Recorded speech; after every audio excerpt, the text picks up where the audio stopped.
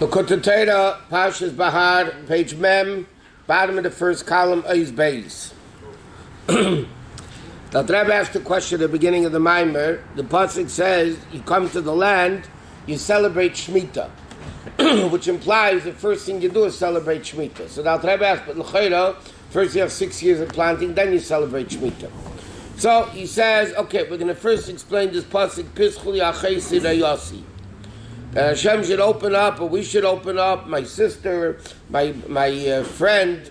So the Rebbe started explaining that there are Jews that the tzaddikim naturally have an instinctive love of Hashem in a revealed way. They don't need meditation to reveal it. Most people, on the other hand, need a meditation to reveal it. What's the meditation? Like he says, that achais means not only sister, but it also means binding and connection, like weaving, and there's a level of elokus that comes through meditation, even though it's not 100% real, because after davening it goes away, but nevertheless it's still real because you could rekindle it, like Dr. Rebbe says in Tanya, and so on and so forth. Okay, so that's the level of achaisi. So now it says, Ubiri in Rayosi, to explain the union of Rayosi, my friend, Derech Mashomer Razal, Yisrael b'fanis l'navim shebeshamayim. It says in the Chazal, Yidden, the Jews give Hashem parnasa. The Jews give Hashem sustenance. Like it says, K'li yidach menu nidach mimenu daika. K'mei shekotzu b'makam acher, hainu l'shtabo b'gufa d'malka. Okay? So basically, which means hugging the body of the king.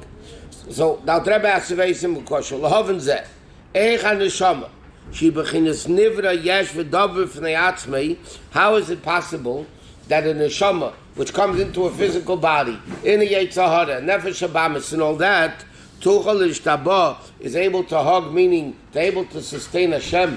The Gemara Chazal tell us that the Jews give Hashem parnasa. How could, it's a very simple question, how could we sustain Hashem? And why does he need our sustenance? Shtabo is Rabbi? Yeah, Zoyer Lashon. Achini Amar Azal, Chazal say like this, Tlas Kishrim is Kashrim Kechoda. 3 knots are interconnected, or Raisa, because Shubrichu, Yisrael Raisa.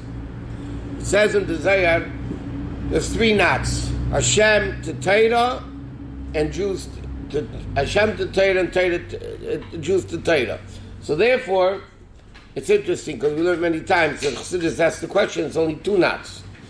If one is connected to 2 and 2 to 3, so why does it say there's 3 knots? There's only 2 knots, 1 to 2, Hashem to Torah and Torah to the Jews.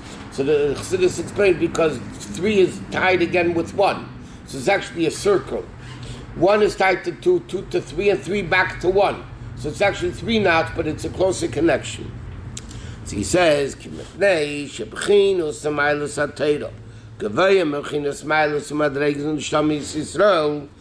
the Rebbe says, the level of Torah is greater than the Shamis.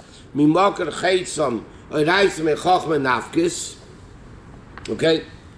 So the Rebbe is going to be explaining like this. Here the Rebbe is saying, meanwhile, that Torah, the source of Torah, is greater than the source of the Shamis. Because the neshamas come into a physical world and Torah doesn't. And that's why he says, that it's very praiseworthy as a person that comes to Gan Eden, with meaning that he has Torah. So the neshama's greatness is when it comes to Gan Eden with Torah. But he says, Torah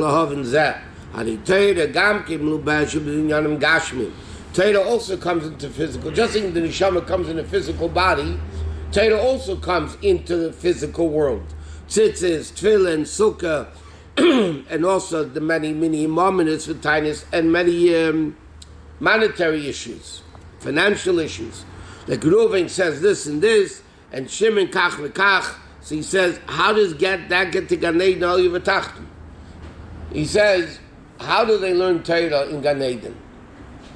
Because it says, Ashri Misha Bolakan. Fortunate, the one who comes here and the learning is in his hand. That means they're learning Gan Eden. So the Torah speaks about physical tefillin, physical tzitzis, physical Reuven and Shimon arguing over a cow. So how does that get to Gan Eden? The It says, so now the Rebbe is asking a few questions over here. Basically, how is it possible that we give sustenance to Hashem when we are so low? So he says, well, Torah is even greater than the neshamas. So yes, why is that? Just like neshama comes into Gashmi, so does Torah. And he says, it says, meaning, kamei halechem, just like physical bread. Maz and Gashmi is physical food. Sha'ol of yichya adam, that a person lives. Chayi gufa is able to, the body is able to live. Shenivla beivad of shaladam, that by it being digested and absorbed in the limbs of a person. So the same thing, kacha teira shenikra matan v'chayil nefesh ruchni, the same thing teira. In other words, like this: in order for food to give life, it needs to be digested. Therefore, what does teira do? Teira gives spiritual life. But in order for teira to give spiritual life, it needs to be digested in the limbs of the neshama. That it becomes influencing physical body, and that causes the nefesh to return to Hashem, for the malka to become one with the body of the king, to become nivla begufet, the malka mamish to become absorbed in Hashem himself. And that's why it says, lachmu, his bread, belachmi. Belachmi, tchila lachmo, shia lachem, lachenu mozain. And in other words, first it has to be your bread. The bread of the Jew, meaning Torah, has to become absorbed in the limbs of the person, and then it could become lachmi, my bread. Meaning like this, just like bread sustains the person, Torah sustains the neshama in the body. Torah sustains, just like food sustains the neshama in the body, Torah sustains Hashem in the world. That's why Hashem calls it my bread. What does bread do? Bread sustains the person. But that's only when it becomes absorbed, digested properly, absorbed within the limbs of the person. The same thing, Torah needs to be digested. Can you touch Parshat the pasuk? Your bread should go with my bread. That's it? That means lachmu is your bread, lachmi is my bread, Hashem's bread. Yeah? What does that mean? L'chu go. So he's saying, just like you have bread, you should make my bread the same way like your bread. Just like your bread is digested, and then it works. You put food on the stomach, you're not going to get full. You don't chew it properly, it's not going to work. Eventually it'll get digested, but it doesn't work. So Torah needs, which is the food of Hashem, keeping Hashem in the world, needs to be digested within the neshama. You explain what that means. It's also the Jews' spiritual food. Yeah. But it's primarily keeping Hashem in the world. And by Hashem in the world, then he's obviously in us too. Vinay, Ovis Malachas Shel Shabbos, when it comes to the Malachas, the 39 Malachas of Shabbos, the Gemara says the expression, Tana Sidurid the Pasnokit.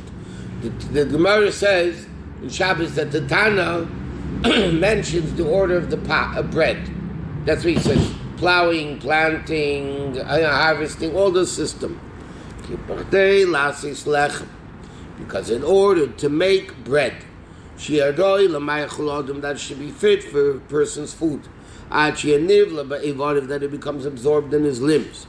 The shavik becomes one with the flesh.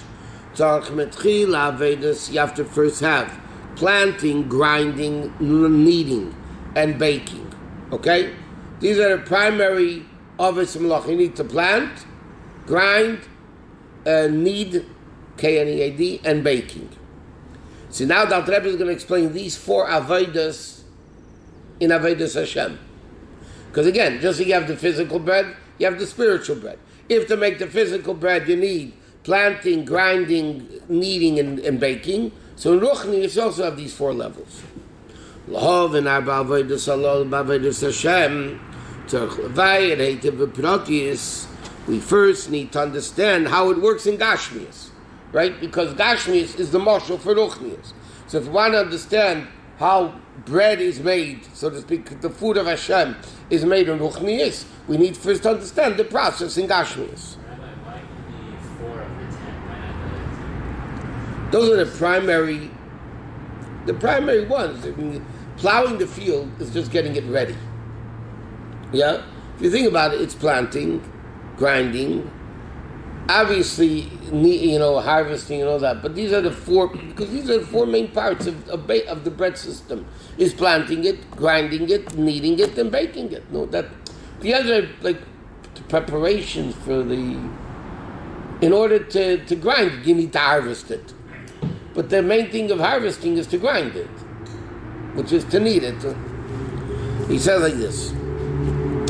You say there's begashmis. Al derech moshul shazer and garden chita. You plant a kernel of wheat, or nate and gadi pedi or fruit, ba'aretz. By the way, the Alter Rebbe mentioned these 2 things. One is necessities and one is luxuries. So what do you need to do? You plant it in the ground, then you need to cover it with dirt. You can't plant just on top. You have to cover it with dirt. And then it germinates and rots and becomes lost. And then what happens? The power of growth of vegetation that the earth has, makes the wheat grow, or based on the seed that you planted. If you plant wheat, you're not going to get barley. You plant an apple tree, you're not going to get an orange tree, right? So what happens? You first plant the seed in the ground, you make sure it's covered by the ground, and then when it germinates, it rots, then the earth makes it grow based on the seed that you put in. So now the question is like this. How could the same earth make apples, oranges, peaches, wheat, barley? He says very simple. This power of vegetation, the potential vegetation that the earth has, is kayach kloli, is a general power. It makes things grow. You put in chita, out comes chita. You put in an apple, out comes an apple. It's not a limited kayach. It's the present day mashal for us would be a battery. A battery is light, power. You put into this toy, you get this power. You put into this toy, you get this power. Doesn't mean the battery is life, energy. You put it in this toy, so then it moves, this talks, this is a flashlight, this whatever. As he says, it's a koyach kloli. Zeirin agayrin ahuli es kein alos man. So you awaken this awakening from below, meaning Davida. Al koyach atzmeach to the power of vegetation. Latzmeach koyach prati kein agayin ahu. So what do? You just stimulate through the process that the power of vegetation in the earth makes this particular thing that you planted, makes it grow. Because where did the seed come from? From the things that grew, right? What do? You take the things that grow, then you take a seed from it, and then you replant it in the ground. Therefore, it has this ability to grow concealed. But then it becomes grob and coarse until it becomes a seed. Right? In other words, the power of vegetation that grew the seed was a koyach. Now it became into a physical seed. But it's so connected to the ruchniistic thing that grew it. Therefore, therefore, in other words, like this: in order to make the shidduch between the seed and the power of vegetation that the earth has, so what's the connection between the two? Because this seed also came from the vegetation. So therefore, it really originally had a power of vegetation in it, but then when it functioned, when it transitioned, it became a seed. So this seed also has the potential of the power of growth within it. Now, what happens when you plant this seed in the ground and it rots, it germinates?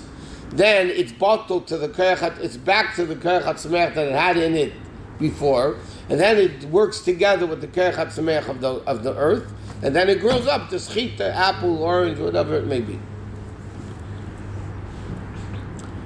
And he says, and not only that, it's bottled agabe Koyach HaTzameach HaKla Shebaretz. It becomes its own Avedo, and therefore it grows like the seed. Not only that, but when you plant one seed, you get, let's say, 20 stalks of wheat. So therefore, the Alter Rebbe is explaining this whole concept of how vegetation works, Parshat and Gashmias. And then we can understand how this works to create the ruchniistic bread of Torah. So he says, the seed, you put it in the ground, it rots, it becomes bottled to the ground, as Alter Rebbe explains, because this seed also originally had the power of vegetation that the earth had, but now it became a yeshu metzias, so therefore it's not going to grow anything. It needs to have bittul. In order to grow things, you need to have bittul. So therefore it rots. Then it connects itself to the Koyach HaTzameach ba'aretz, and then things grow. Not only does it grows more than before. And the same thing, it grows all types of fruits. With all the various different tastes. And various different colors. And smell, like the original seed. If it's a seed of apples, matzmiach tapuchim. If it's anavim grapes, matzmiach anavim ukiyetzibahem. And he says, l'cha'eda, when you look at the seed, take an apple seed, you don't see an apple, you don't smell an apple, you don't taste an apple. He says, agam shebeganahu ein nira v'nigda shum tam v'reach klal. Even though you don't see any taste, any color, it's not the color of an apple. It's like a tree, like a piece of wood. It's still potentially has the thing, the power of the fruit. And therefore, within its potential, it's hidden in it. That has all the potential of the smell and the taste and the color of this fruit. It's very limited. Without any in the seed, you don't notice anything. In other words, Alter Rebbe is saying this seed has the potential in it for the whole apple, even though it doesn't look like it doesn't taste like it doesn't smell like it. Nevertheless, it has it.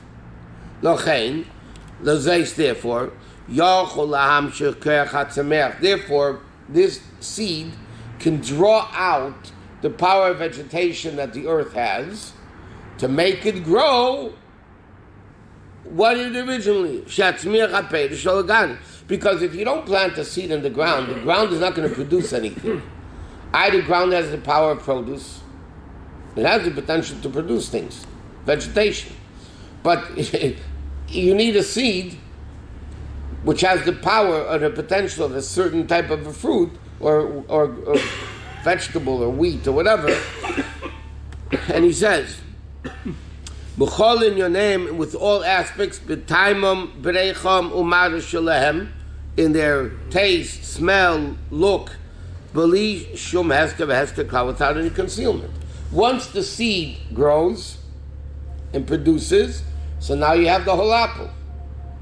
Where did that come from? From the Koyach HaTzameach that the apple seed has. And why does the apple seed have it? Because it came from Koyach HaTzameach. So therefore it's in it the potential of plant, a seed. Therefore when you put it in the ground and it rots and it has bittul to the Koyach HaTzameach, it produces much more than the seed itself has. You plant a seed, out comes a massive tree with hundreds of apples. Are there two clones in that? One in the seed, one in the... That's what Alter Rebbe is saying here. And they unite when it rots. Because Kolzman it's a god and it becomes, it's like you said, it became a mamash. It became something. Right? That's why the seed itself, you can't take a seed and put it on a book and an apple tree will come out. Why not? Why you put it in the ground it works? You put it on the table, it's not going to work.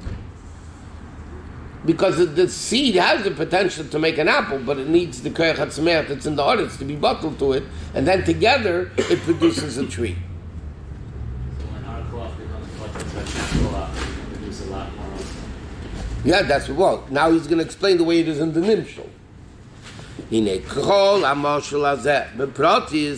When you analyze this mashal in detail, his brain in a maskell. A person will understand the same thing will happen. What's today? My grandfather's recipe. Okay, as long as there's food, that's good.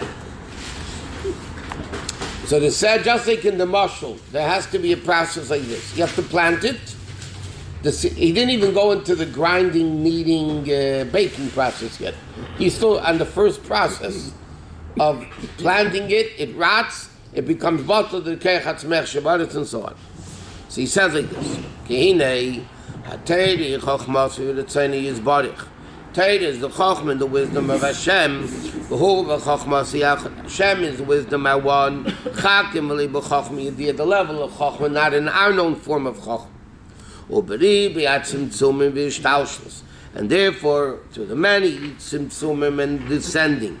Mi madrega le madrega.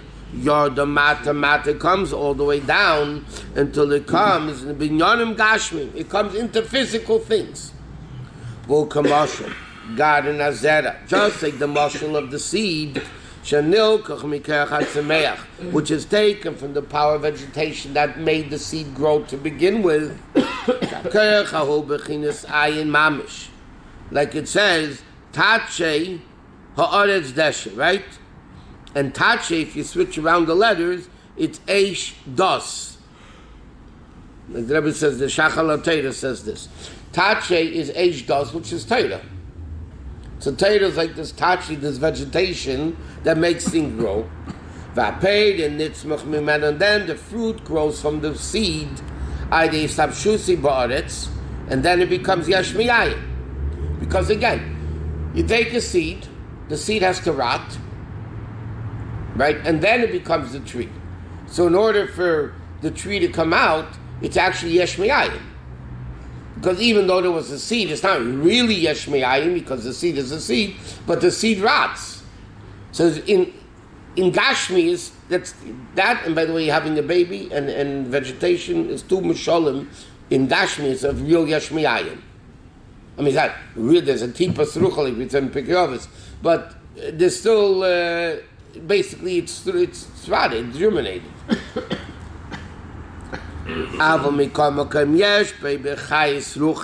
It still has the spiritual power. Okay, then the ultimate fruit has taste, smell, color.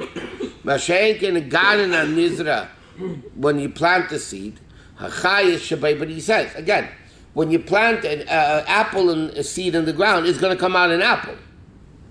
Because that's the potential that this particular seed has. Then, but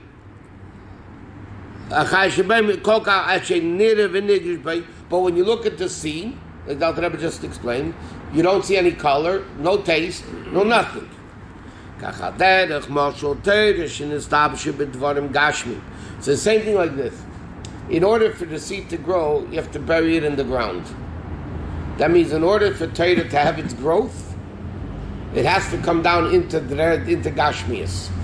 Sukkah, Lulav, Tefillin, Ruvain saying this, Shimon saying this whole thing. Yeah. So you're saying that Tasha's Eshdad is a fiery knowledge? No, fiery law. It's the Dalit stuff is dust, law. Yeah. So why are we saying that? What is that coming to add? No, because he's saying Torah is like the vegetation, power of vegetation. It comes into the power of vegetation. Oh, Like, Eshdad law. Torah is called Eish Das Lamei in Zeisa Bracha. Here he's saying Tache is the word that the letters of Tache is Eish Das. So it refers to Torah also in the vegetation state. Just like a seed, that has nothing in it. In order to grow things, it needs to be connected in the ground. Like I said, you can't put a seed on the table, nothing's going to grow. It has to come into the ground. So Torah, in order to grow, has to be in Gashmiistic things all the way down, concealed, that you don't see Torah, you don't see all that, and then it's able to grow. And he said, Al Derech Moshe Al Torah, Shenislab Shevinis Gashmi Dvarim Gashmiim, Torah that taka comes into physical things, Hachai Sheba Mitzumtzum Ba'id. It's very limited.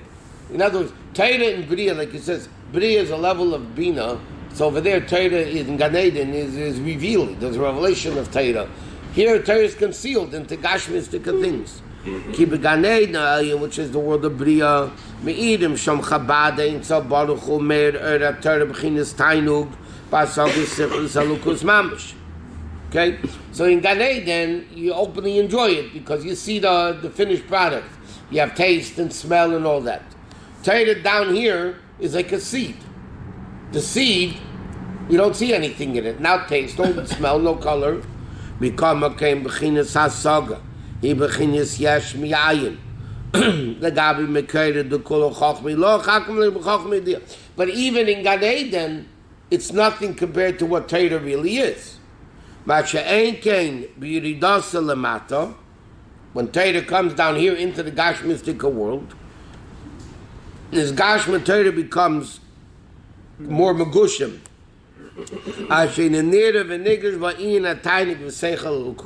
Then you don't see any more godliness. You hear law. This is the law. You don't feel godliness when you learn Torah, when you learn Halacha, Gemara. You feel intellectual understanding. But you don't enjoy, you don't feel the Ruchnius. So that's the whole planting. And that's what he says. Therefore the pasuk says, if you plant with tears, you're going to harvest with joy.